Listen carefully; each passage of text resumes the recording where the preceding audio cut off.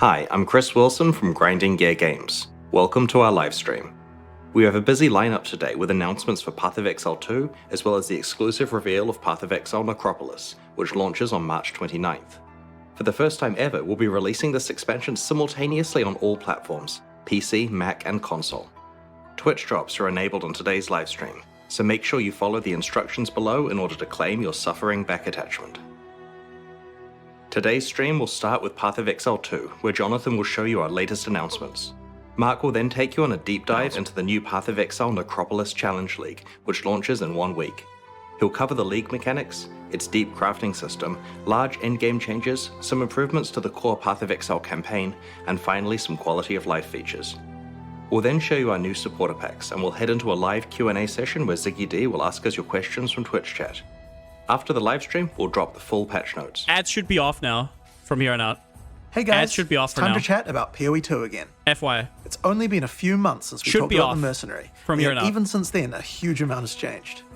When we announced the Mercenary, we also showed off a lot of the new capabilities that our engine has around animation and character control. Moving while shooting was a huge deal in that class, but there were a lot of other more subtle things going on to make it feel good too. Well, in recent times we've only been showing off new character classes, but one thing I've been really excited about is to go back and apply all the new ideas and capabilities that we have to our old classes too. Today I'd like to show off the Ranger, and I hope that you guys like what you see.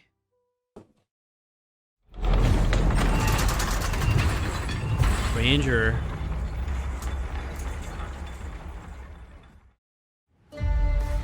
I've lived in this forest all my life. And if there's one thing I've learned, it's that a ranger must never miss.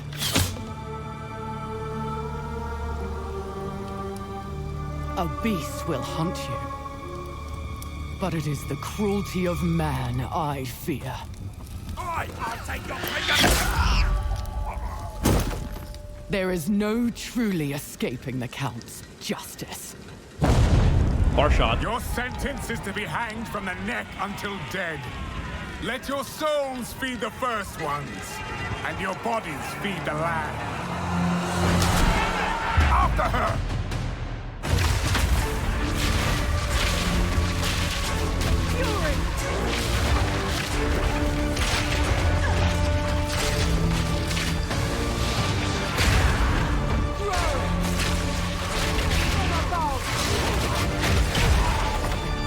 This exile has changed me.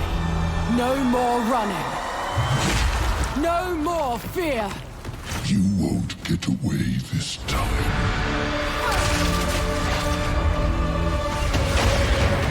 Lost ya. I will put an end to this madness.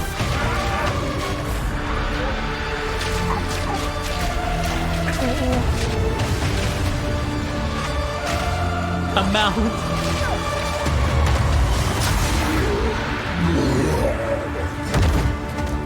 Let this be a warning, Gianor. I'm coming for you next. Okay.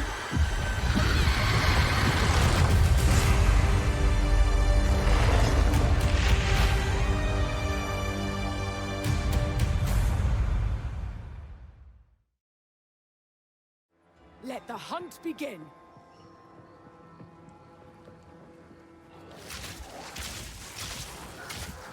When we started to work on the Ranger, we knew we had to make a class with high agility. The dream of fast bow gameplay is Legolas, so that's what we wanted to deliver. The starting point is moving while shooting a bow. Any kind of basic arrow skill can be fired while moving, with a movement penalty. This immediately gives you a lot more freedom on the battlefield. Here, I'm starting each battle with a poison burst arrow to poison groups of enemies, then using a lightning arrow to arc lightning around larger packs. The health glow. For even more mobility, we also have a variety of skills that involve vaulting around the battlefield too. This green. is Frost Escape. Using it jumps backwards and shoots a freezing arrow at the ground. Really useful if monsters close on you and you need to get away. Once you've landed, if monsters were frozen, it'd be nice to have some way to take advantage of that extra time. This is where Snipe comes in. Snipe is a skill shot that you need to charge up and release at exactly the right time. If you land the right timing, Snipe is guaranteed to produce a critical strike, and does a small AoE as well, so it's a great finisher. You can also move while shooting arrow rain skills too. Storm This Rain. skill is Lightning Rod. It shoots an arrow into the air that sticks into the ground and does a small AoE. Once the rods are in the ground though, they attract any arcs of lightning that are nearby, causing them to explode again. This means you can stack up a bunch of lightning rods on the ground and bounce lightning between them, doing way more damage. Now this takes care of packs pretty well, but for bigger enemies I'd like to have something that's going to enhance my damage output too. This skill is Stormcaller Arrow. Using it sticks an arrow into an enemy. After a short period of time, a lightning bolt comes from the sky and strikes them. This has a high chance to shock them, and shocked enemies take 30% more damage from all sources. If something big walks along, it's a good idea to throw one of these at them first to enhance your damage before following up with the other combo. Now if I really want to enhance this combo, there are a couple of things I could do using our support gem system. Skills in Path of Exile are granted by items called skill gems. Each skill gem has coloured sockets in it, and these sockets are for other items called support gems. Support gems modify your skills, and it's where a huge amount of the customization of your character comes from. First, I'm going to take this multiple projectile support gem. I could add it to my lightning arrow, and it would fire multiple arrows. This would increase the number of targets I can hit, but that isn't the effect that I'm after. If I add it to my lightning rod skill instead, then when I fire it, I get a nice group of rods. This means that I don't have to spend as much time setting up before I can use it with my lightning arrow combo. The inventory looks really cool. I might also add faster projectiles to make the lightning rods land faster too. Now next up I'm going to grab this chain support gem. Chaining causes many effects to repeat on new targets when you hit them. If I add it to my lightning arrow, it will cause the arcs that come out of lightning arrow to strike even more targets, rippling along my line of lightning rods for huge amounts of damage. Okay.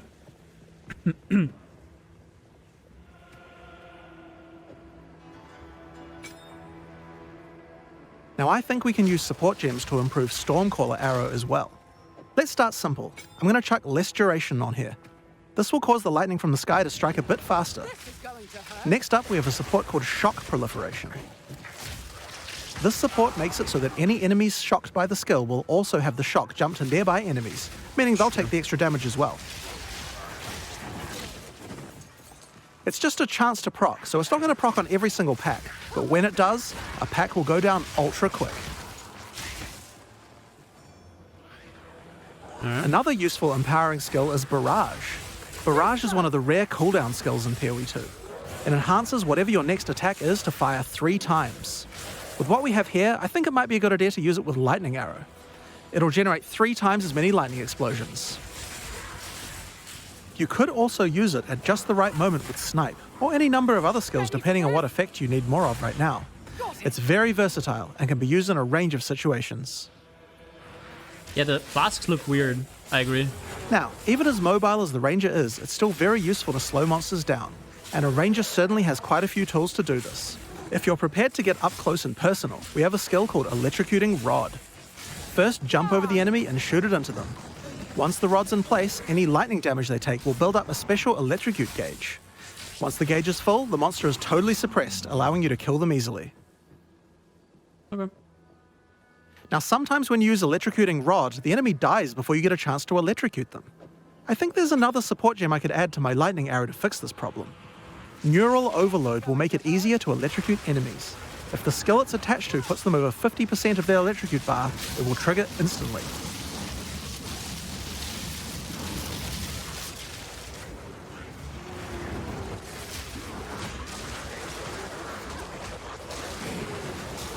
He's getting destroyed. There you go. Now this skill works really well for suppressing a single large enemy, but I'd like to improve my crowd control ability for groups as well. I'm going to add a support gem called Frozen Nexus to my Frost Escape. This makes an area of chilled ground around frozen enemies. I'll also add Deep Freeze to it as well, which will make the freezes last a bit longer. Scroll of Wisdom. Now when I use my Frost Escape on that front enemy, others nearby are slowed down. It would also be good if I had a way to slow enemies down when they're farther away from me as well. So this would be a great time to start getting into the Ranger's poison and plant-based skill set. To start with, let's have a look at Vine Arrow. That's cool. This skill fires an Ensnaring arrow into the air that creates a small plant where it lands. The plant sends out tendrils to nearby enemies, slowing them down and poisoning them. But it does have another function too. If the plant gets further poisoned, it transfers that poison to the monsters it's attached to. Okay. Normally you would only be able to get one stack of poison on a monster Looks at a cool. time, but you can put as much poison as you want on this plant. You could just use the plant to slow monsters down and not worry about the poison part. But if you want to go all in on poison, this is the way to do it. Now if you do want to focus on poisons more, another useful skill is Poison Bloom Arrow. This skill creates these plant pustules on the ground. If you wait a little while, they'll explode. Just like any other plant skill, these plants respond well to poison. Shoot the Poison Burst arrow at enemies nearby and watch your plants grow more and more powerful. That looks Poisoning like a the lot more pustules damage. causes them to do much more damage and makes them explode much faster as well. That looked a lot more... I can also add the Pierce support to Poison Burst arrow. Doing this will mean I get multiple poison bursts as it goes through each monster.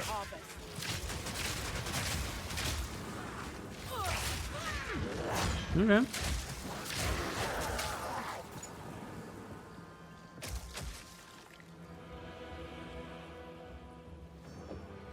Gas arrow. We also have another skill to make a nice environment for your plants to grow. Gas Cloud Arrow.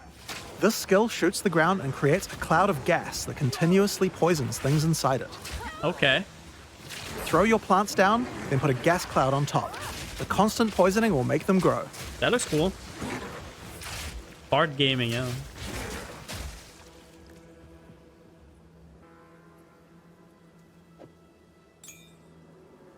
I like how the supports get taken out as well. With one Another click. poison-related skill we have on the Ranger is called Awesome. Plague Bearer. This is a reservation skill, meaning it uses Spirit. When I enable it, I get this counter that counts up whenever I apply poison to a monster.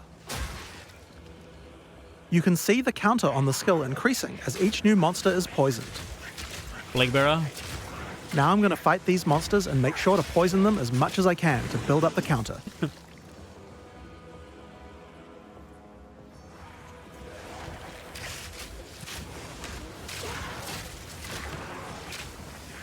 It does take quite a while to get the counter up to 100%, but it's worth it. Whenever I choose, I can unleash the poison in a big explosion around my character, dealing a large amount of damage. I think that's auto attack, not a skill. Now next up we have a classic, Rain of Arrows. It's simple. Shoot a bunch of arrows in the sky and they rain down for a short time. It's Alright. decent AoE and damage at long range. Now this skill doesn't last too long, but we can change that. It's time to introduce Frenzy Charges. Frenzy Charges are used for a variety of skills on the Ranger, but with Rain of Arrows they can be used to extend the duration. You're mine. How do we get some though? Here we have a skill called Sniper's Mark. Put it on an enemy and it will grant you a Frenzy Charge when you crit them. Now remember that snipe skill from earlier?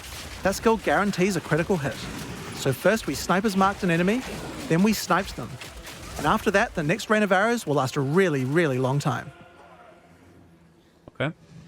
We still have some weaknesses though. While Rain of Arrows hits enemies with a ton of arrows, each one doesn't do much damage individually. It would be nice if we had a way to break the armor on enemies so that Rain of Arrows dealt more damage. Thankfully, we have this Corrode Armor support gem, and we can put it on our Gas Cloud arrow. Corrode Armor causes poison to erode the armor on targets until it's all Armor gone. break. This will significantly increase the damage that Rain of Arrows does against armored targets. Oh yeah, and one more thing about gas clouds. They can be detonated with explosions. I have an explosive arrow here. Let's check it out. Still. Okay. Epog. Now, because monsters and gas clouds are likely to have their armor broken, I think there's another useful combo we can do. This is an exploit weakness support. This support provides extra bonus damage to targets that have their armor broken. Perfect for what we have going on here.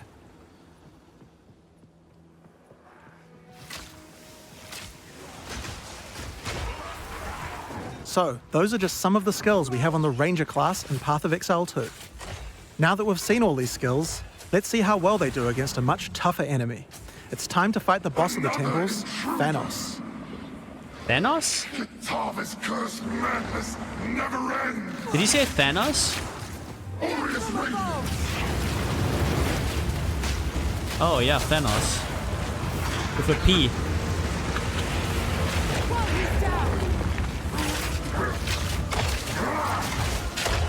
Dude, that poison box.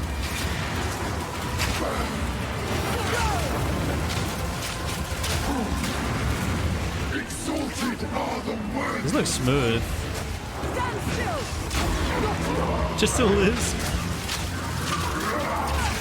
The bosses look really good. They look incredible.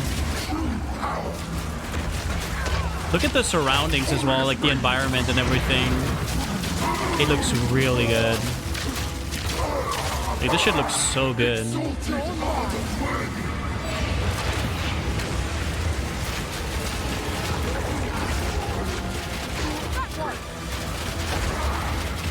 The lighting and everything. Oh my god.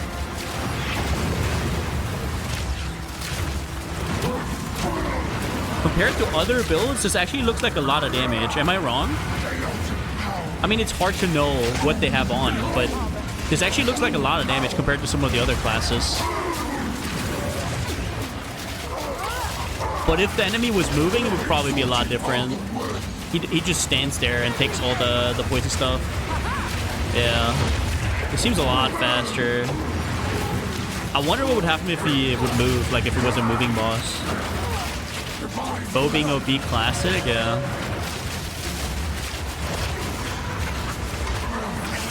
Oh.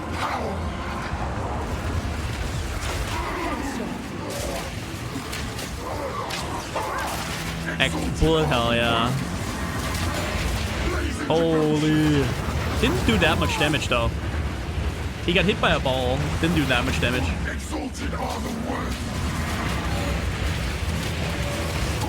Looks really good.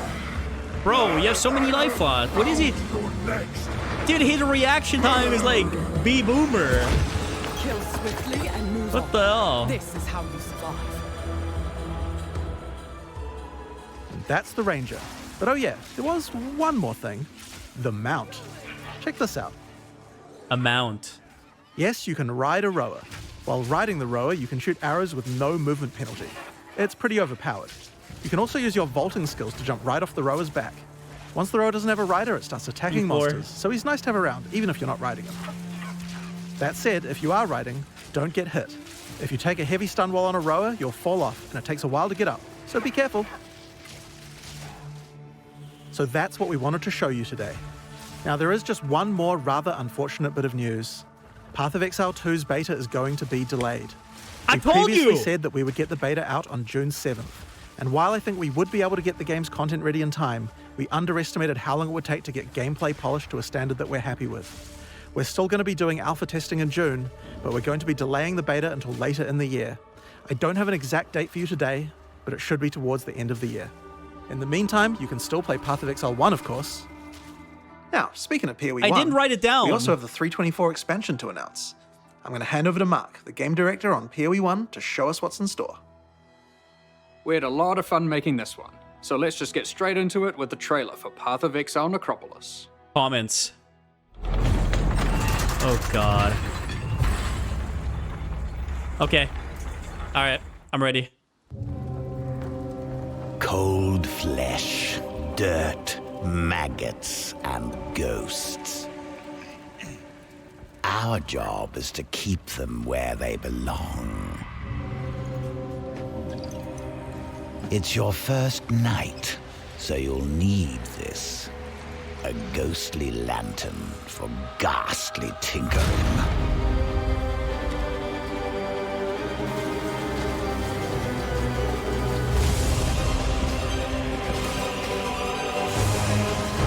I'm so confused. That was Sanctum? You'll learn to peer into the souls of the dead. You'll learn how to twist them.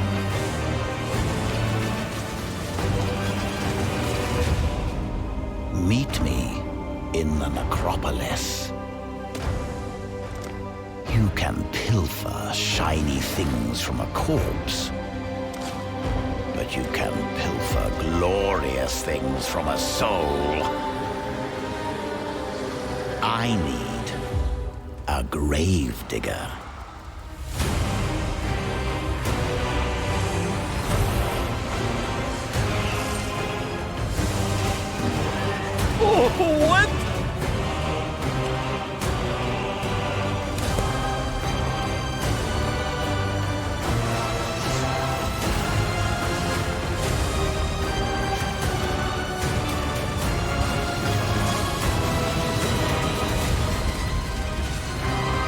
Dude.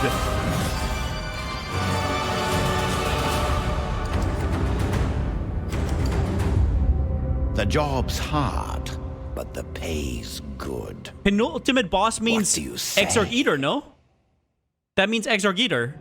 In the Necropolis League, you will encounter Undertaker Aramor, a man collecting the scattered spirits of the Eternal Empire for a mysterious purpose.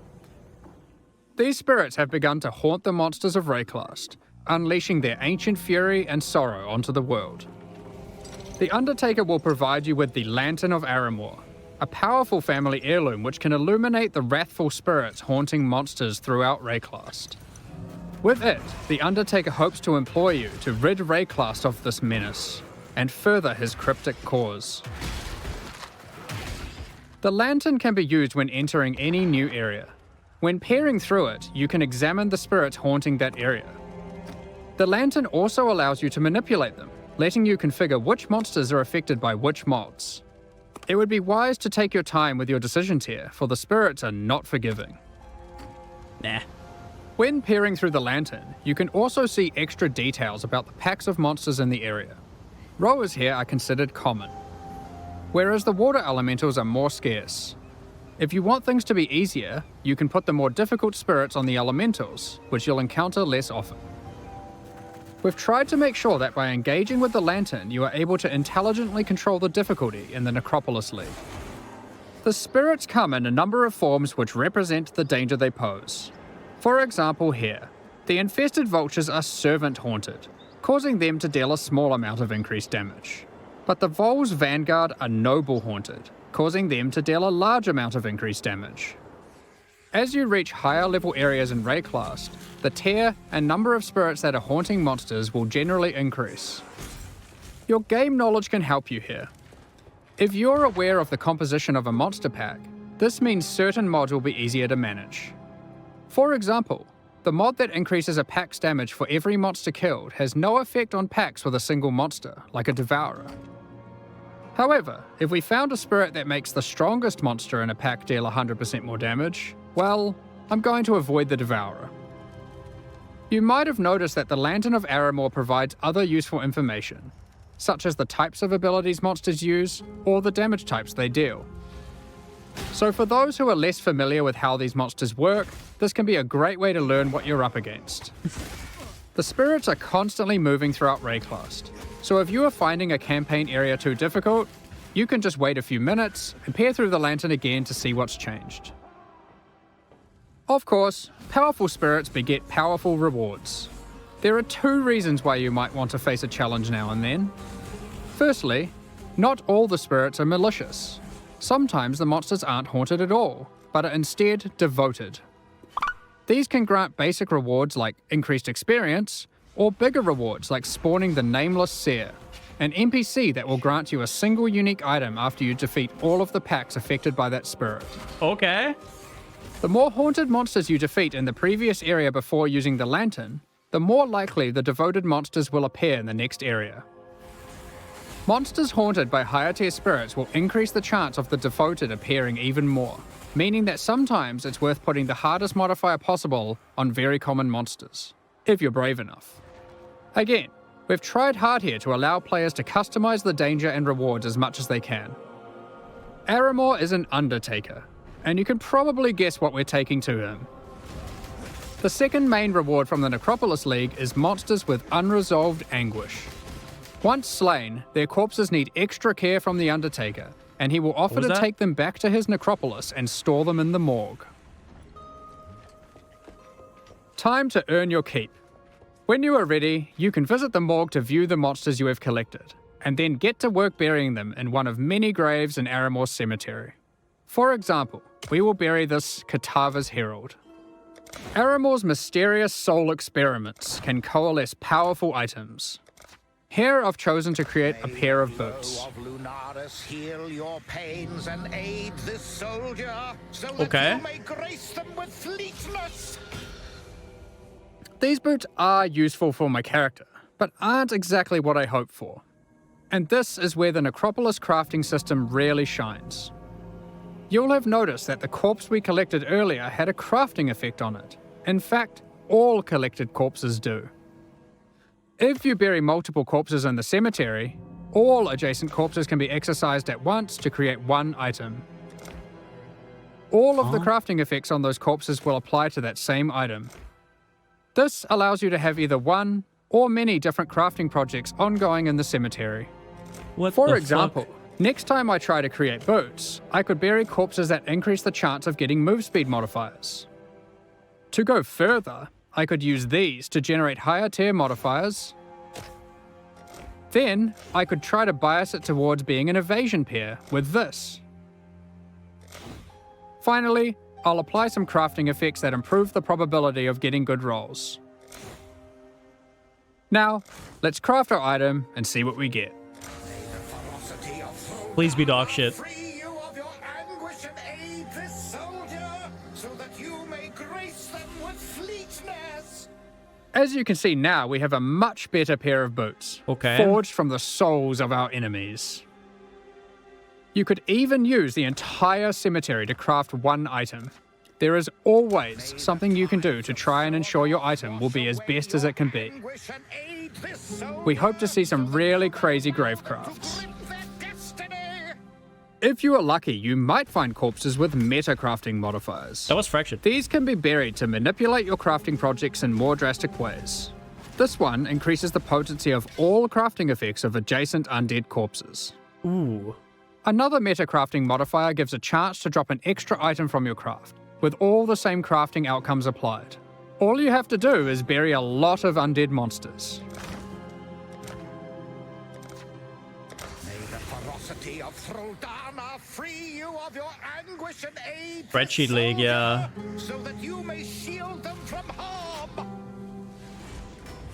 You can also craft new unique items exclusive to the Necropolis League using this system.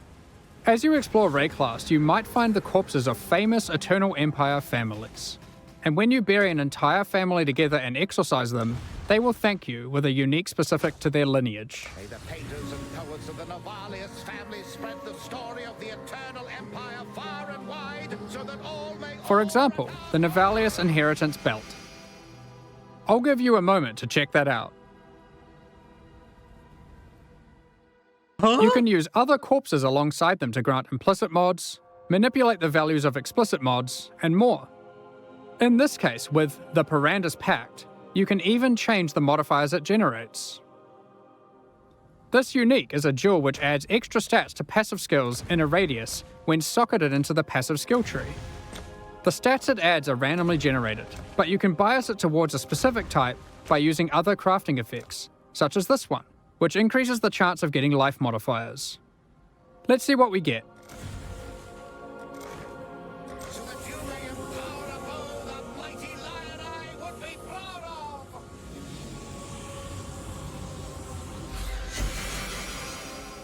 Damn, we didn't get it this time. I guess we're gonna have to go and collect more corpses. Of course, you can trade the corpses away to other players. All you need to do is purchase empty coffins from the Undertaker and use them on your corpses in the morgue, which will itemize them. Bestiary orbs. Another item in the Necropolis League that you can find are Embers of the All-Flame. These are monster spirits that remain living in the All-Flame, a powerful ancient artifact of Rayclast. And you can set them free by placing them in the Lantern of Aramor and defeating them. These embers drop throughout Rayclast as itemized packs of monsters. You are able to use these packs to replace the packs in areas. For example, we have found this All-Flame Ember of Tarfor. We can now go to enter the next area and replace one of the monster packs in here. You can see we have also gotten one of the devoted modifiers to appear.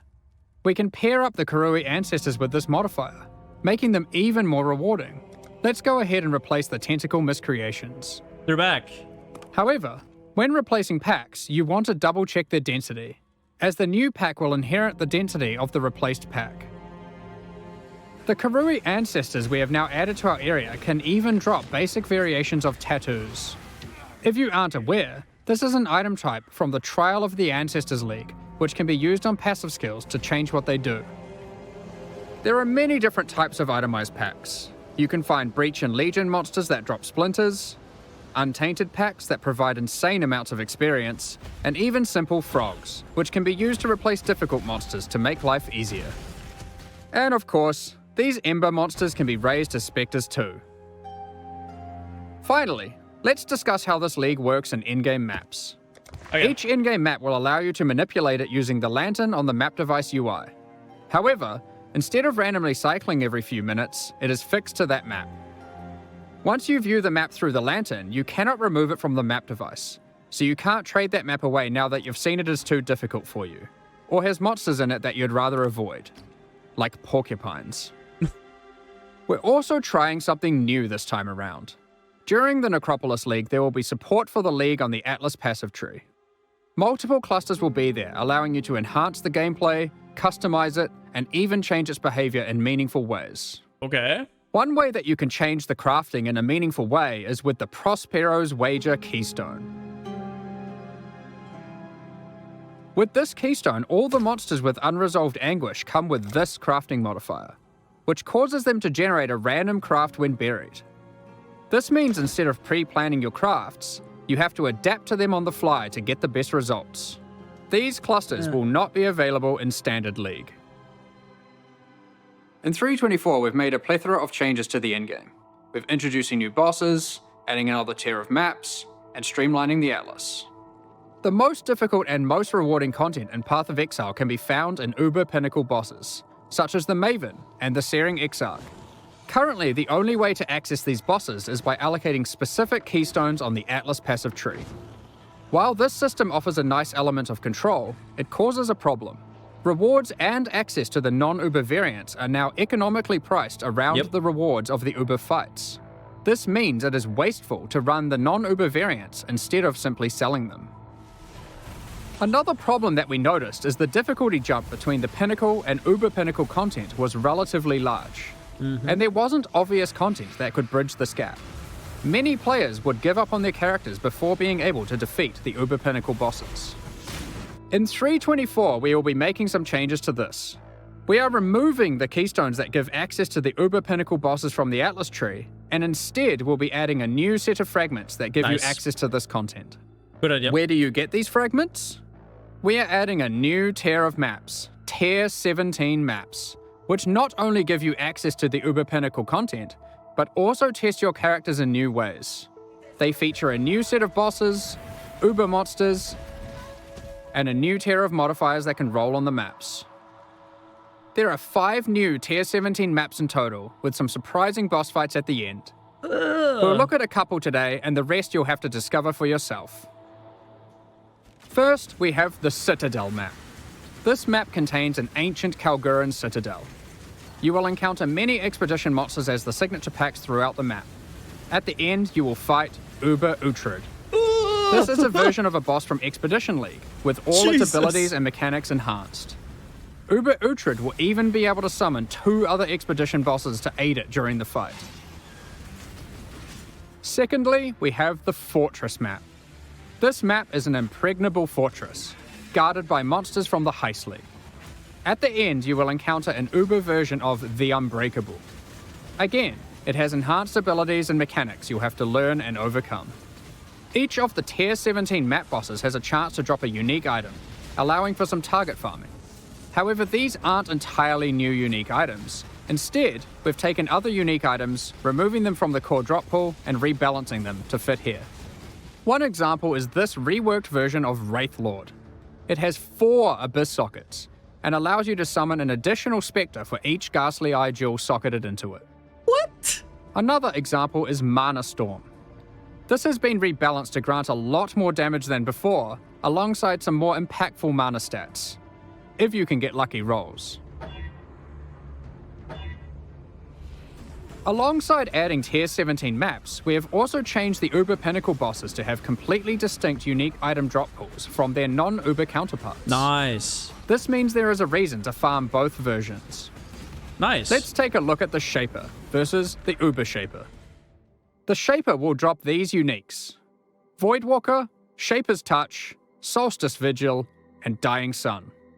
Whereas the Uber Shaper will drop these: Echoes of Creation, Sublime Vision, Entropic Devastation, Starforge, and a new unique belt called the Tides of Time. Another example of a new unique is this helmet from the Uber Eater of Worlds, Ravenous Passion, and these gloves from the Uber Searing Exarch, the Celestial Brace. Each of the Uber Pinnacle bosses has a new unique added to their drop pools. We've identified another major problem with the endgame we'd like to address. With every expansion added to the game, we have been increasing the complexity of running maps. It's at the point now where a player must repeatedly execute a large sequence of steps to run maps efficiently. True. It can be easy to forget critical steps, and it can be tiring to repeat them. True. To solve this, we are removing some systems, but are keeping what is good about them. The two main systems we've removed are Sextants and the Master Mission Selector. It is not our intention to dull the content, however. We have completely reworked Scarabs to include most of the options that were previously covered by those mechanics. Okay. And many, many more. Let's take a look at some of them. Commonly, you might find Scarabs that simply grant access to different content. Here, we have a Scarab that causes Beyond Demons to spawn when killing monsters in your maps. Okay. And here, we have one that adds a Delirium Mirror. Each type of Scarab now has multiple versions, so if you want to fully invest in a type of content, you can do so. Here's a suite of Ultimatum Scarabs. This Ultimatum Scarab adds an Ultimatum encounter to a map. This Ultimatum Scarab of Bribing then causes that Ultimatum encounter to grant better rewards and its monsters to yield more experience. This Ultimatum Scarab of Dueling will cause that Ultimatum encounter to always guarantee the Trial Master boss fight at the end, assuming you can survive through all the rounds. This Ultimatum Scarab of Catalyzing will cause all rewards from that ultimatum to be catalysts, instead of other rewards. Okay. And finally, this Ultimatum Scarab of Inscription will cause all catalyst rewards from that ultimatum to be inscribed ultimatums instead. There are plenty of others. If you enjoy divination card farming, you might want to use these. This Divination Scarab of Curation causes more divination cards to drop for each different favored map you have selected. But it also causes whatever map you're running to only drop divination cards from those favored maps. So if you want to try and aim for your Mage Blood and don't want to just farm Crimson Temple, then this Scarab is for you. This Divination Scarab of Completion causes your divination cards to have a 20% chance to drop as a full stack instead, for maximum dopamine. Jesus. Basically, there are now just a lot of Scarabs. You might have also noticed that they no longer have tiers. Scarabs are now all world drops. You can get them anywhere. Some might be rarer than others, but the intention is that there'll be a lot more options than before, and more interesting combinations to consider. If you want to target specific Scarabs, Betrayal has been updated to include most of them, and you will need to relearn which ones come from where. While this system is allowing you to heavily invest in one type of content, it is reducing your capacity for variety. To address this, we have massively increased access to content on the Atlas passive tree. Damn. You are now able to reliably get different leagues like Breach or Legion from just your Atlas passives. Regarding Master Missions, content such as Incursion, Delve, Betrayal, and Bestiary, these too are now accessible with Scarabs, and have more reliable investment options on the tree. Not only this, you can now get Jun, Einhar, Alva, and Nico to appear together in the same map. We have also removed some keystones such as Wandering Path, Grand Design, and Growing Hordes, but have added some new ones too. For example, Unwavering Vision, Back to Basics, and Thorough Exploration. And we have added some new notables, such as Remarkable Relics, which allows you to try find better variants of Scarabs. Mounting Modifiers, which increases the values of modifiers on your maps by 2% for each explicit modifier. And Tainted Carapaces, which is just one in a set of many that allow you to target farm specific types of Scarabs. Damn. These are just a few of the many new notables that can be found on the Atlas passive skill tree. My brain. Lastly, we are giving you more flexibility in what content you want to run in the endgame. In 3.24, you can now have multiple copies of the Atlas tree, which can be swapped between maps at your leisure. You can unlock up to 2 extra trees for a total of 3 by progressing through the endgame and completing core content. When you open a map, you can select which tree you would like to use. For a given league, you'll never feel constrained to playing your endgame a single way. You can also label your trees to easily identify which one has which content. PMF strat, yeah. With all this combined, we're hoping to see new endgame strategies shine through. Huge. While playing through the campaign in 3.24, you'll notice a myriad of small improvements and surprises. The fundamentals of the campaign are still intact, but we've scattered fun encounters and secrets throughout Rayclast. The Dweller of the Deep has been trapped. What are these ritual shrines doing in the northern forest? And why are they giving me omens? This device looks safe. I should definitely use this on my items. I love this. There are plenty more encounters to discover. We'll continue adding more surprises in future releases, so keep an eye out. That's cool. In the previous expansion, 3.23, we released a large number of transfigured skill gems. These are alternate versions of existing skill gems that function in very different ways, allowing for more build and gameplay variety. At the time, our aspirations were higher than we could achieve. We planned more gems than we could make. So, in 3.24, we're adding another set of transfigured gems that we have now finished. Ice Shot, Incinerate, Artillery Ballista, Tornado, Elemental Hit, Kinetic Blast, Poisonous Concoction, and lastly, Summon Holy Relic. Hopefully those of you who missed your favorite skill having a transfigured variant will get that here. We will certainly be adding more of these in the future, especially for skills that are missing them still. Of course, we'll also be doing a balance pass on the existing transfigured gems. One of the main ones we're looking at is Kinetic Bolt of Fragmentation. As a result of this change, it is clear that the endgame potential of the Wander archetype really starts to suffer, mostly in the single target damage department. Due to this, we've added the new support gem, Sacred Wisps. This support gem causes supported skills to create 2 attached wisps for a duration. With these wisps, whenever you attack, they have a chance to also use the same skill, if you have enemies in your presence. And if there are any rare or unique enemies, they will always use the skill. That leads us into all the other quality of life features we're introducing in 3.24, and there's a shitload of them. Many of these have been revealed in teasers already, but here's a quick summary. We've added the automation and call to arms skill gems, for being able to trigger instant skills and war cries without having to bind them to left click. You can now hold down Control and left click to automatically apply certain currency orbs until they achieve the desired result, or you run out. For example, you can hold down fusings until you reach maximum links. You will be able to control, shift, click currency into a trade window to automatically move all of that currency at once from your inventory. Not everybody watches Twitter Detonate and stuff Dead like now that. has clearer telegraphing effects. They need to show it again. When harvest crafting, the item hover will always be visible, so you no longer have to mouse back and forth to see the results of your crafts. When you use a Val Orb on a map, the map no longer has a chance to become unidentified. Instead, it adds a new implicit. Nice. We've created a set of implicits that affect the areas in fun ways. Related to that, corrupted and mirrored items can now be identified. Breach hands now open upon approach, and no longer need to be clicked. Upgrades to Pantheon powers now apply to all characters in a league. You no longer need to grind Divine Vessels on each new character. With Harvest Crafting, you can now re-roll Uber Elder Fragments. Fragments dropped by the Shaper cannot be re-rolled into fragments dropped by the Elder, and vice versa.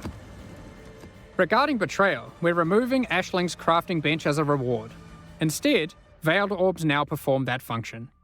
They remove a mod and replace it with a Veiled mod. These orbs now drop from Katarina and are no longer a world drop. Flasks can now be corrupted by Val Orbs, giving random -10 to +10 quality. The capability to add extra quality to weapons, armors, and flasks has been removed from Betrayal. There's so many things happening this league. The Betrayal bench craft that converts an amulet to a talisman has been moved to Bestiary, and thus can be traded. Maven invitations no longer drop. Instead, when you have completed witnessing all bosses required to go to the Maven's arena, You can just talk to Kirak, and he'll open a map device window with the invitation already in there. I'm so ready to be rolled. Like, this league is Valdo's wild. maps that granted invitations now give scarabs. No more having to waste Guardian kills to try get invitations to drop. Next up, we're going to be talking about our new League supporter packs. Today, we're launching 2 new series of supporter packs, the Solar and Eldritch packs. Each tier contains the full pack's face value and points, alongside several exclusive microtransactions. These packs are only available for the duration of the Necropolis League, and will leave the store forever when it ends. As always, the microtransactions in these packs are purely cosmetic, and do not affect your character's power or progression in any way. The Solar series of supporter packs contains 6 exclusive microtransactions. The Cosmos weapon effect adorns your weapon with stars. Hitting enemies causes cosmic energy to spill out into the area around them. The Radiant Orb of Chance extra effect projects the outcome of items you've used an Orb of Chance on above your head. Remember to congratulate other exiles in town if you see them chance a powerful unique item. Shavs? Is it Shine 2015? boldly with the Solar Knight armor set. The power of the sun radiates from your body, Not for getting me. more and more intense as you use skills and emitting solar flares as you run. With the Supernova level up extra effect, the dead will be raised from the ground around you, before being obliterated and turned to ash by an epic supernova whenever you level up. This one is my personal favorite. The Cosmic Turtle Hideout lets you travel the infinite expanse of the cosmos atop the back of a colossal turtle. Carry the weight of the sun on your back with the Solar Guardian back attachment. Witness it grow larger and larger as the energy of slain enemies is funneled into it. When it reaches its maximum size, it goes supernova and turns into a black hole, forever drifting throughout Rayclast. The Eldritch Pack series also has 6 exclusive microtransactions. Are you wondering if we moved the stash in the latest patch? Don't be fooled, because with the Mimic Stash Pet, players can transform into an image of a stash when in a town or hideout and scare unsuspecting exiles. This pet follows behind you with its terrifying hand-walking the rest of the time. The Shaper's Slam finisher effect sends slain unique enemies into a An abyss of unending darkness. The Eldritch Hunger armor set contains a beast that demands you to feed it by embracing your bloodlust. Watch it grow in power the more you kill until it bursts from the shell of the helmet. Are you able to satiate its hunger? The seed within the Corrupted Growth map device expands its grasp on your hideout, the more maps you complete on your atlas. Get me out of here. Equipping the Hentai Headhunter character effect causes skulls of slain rare enemies to whirl around you like trophies.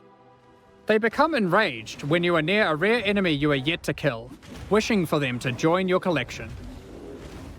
Witness a reality where the struggle didn't exist, allowing the Eldritch Horrors to settle their own conflicts with the Eldritch Horror Apparition effect. Which of the Eater of Worlds or Searing Exarch do you think will win? These packs are now available for purchase on both PC and console, and will remain so during Path of Exile Necropolis. I'm buying. Meanwhile, the Shade and Disciple packs leave the store forever at the launch of Necropolis League, so now's your last chance to purchase them. Thank you so much for your ongoing support. Let me rephrase that. I need the turtle. We're just about to start the Q&A with Ziggy D. Afterwards, we'll post Path of Exile Necropolis' full patch notes. With release at the end of next week, our community team will be posting crucial information you'll need for Necropolis' release. Keep an eye on the news. On release weekend, we expect to launch the new Mystery Box and this season's Kirak's Vault Pass. Thank you for joining us today and checking out our latest developments. We're looking forward to doing some awesome Gravecrafts and conquering the new endgame bosses with you next week. We'll begin the Q&A shortly, so please get your questions ready. I need to know what the fuck's going on here. Like, the league mechanic looked a little bit cooked, didn't it? I'm not sure about the league mechanic, but the changes are crazy. The changes are wild. I don't think, when have we last had such a big patch?